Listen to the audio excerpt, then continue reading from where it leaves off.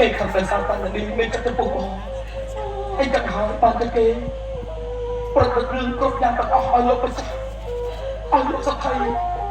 គុំកូនទៅពុកគ្រួសារទេអូនដឹងទេកាត់ណែនេះមកទីនេះមកអីណែនេះគាត់ទៅវិញចុះសម្ដេចអានេះគិតដល់មកទីគ្រួសារខ្ញុំប៉ុន្តែអានេះនៅតែធ្វើបែបនេះដឹងជឿនេះមកសម្រាប់គ្រួសារខ្ញុំចឹង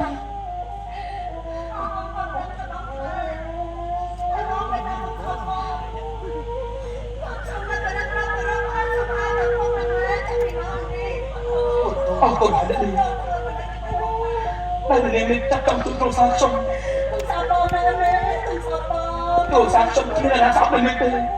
ប៉ុន្តែអ្វីដែលខ្ញុំសំចិត្តគឺដោយសារតែទឹកខ្លាចនេះហើយអ្នកនេះឃើញទេយុទ្ធនាទីបញ្ជាឲ្យខ្ញុំទៅអពុកខ្ញុំឲ្យអត់សុបាយអពុកខ្ញុំអត់ទៅពុកទៅទៀតណាស្អីបន្ទោសគុំស្អីបន្ទោសឲ្យយើងណាអូនឆ្លៃនេះគឺជានិស័យណាអូននិស័យរបស់កូនឆ្លៃគ្រួសារពុកឆ្លៃកូនប្រុសពុកខ្ញុំប៉ុន្តែបើនេះនៅតែតាមខ្ញុំទេយុទ្ធនាទីមិនលើកលែងឲ្យគ្រួសារខ្ញុំទេអូនសុខចិត្តប្រុសអូនស្អីស្អីទេ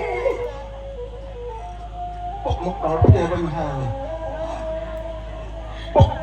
គាត់ថាឲ្យគេឡើងបានគឺមកអូនកូនទាំងអស់គ្នាដែរណាកូន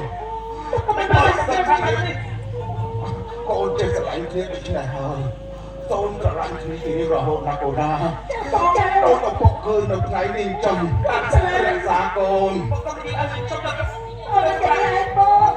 ទៅបានធ្វើដំណើរឲ្យបានដល់ផ្ទះឃើញមុខកូនឃើញមុខប្រពន្ធហើយឡើងទៅពុកឃើញហើយកូនកូនមើលម្ដាយមើលអូន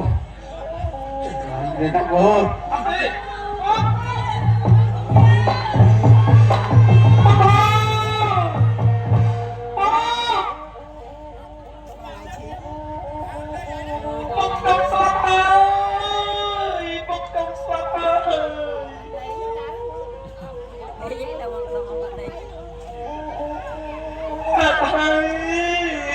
ខ្ញុំមិនទេពុកព្រោះខ្ញុំមិនទេពុក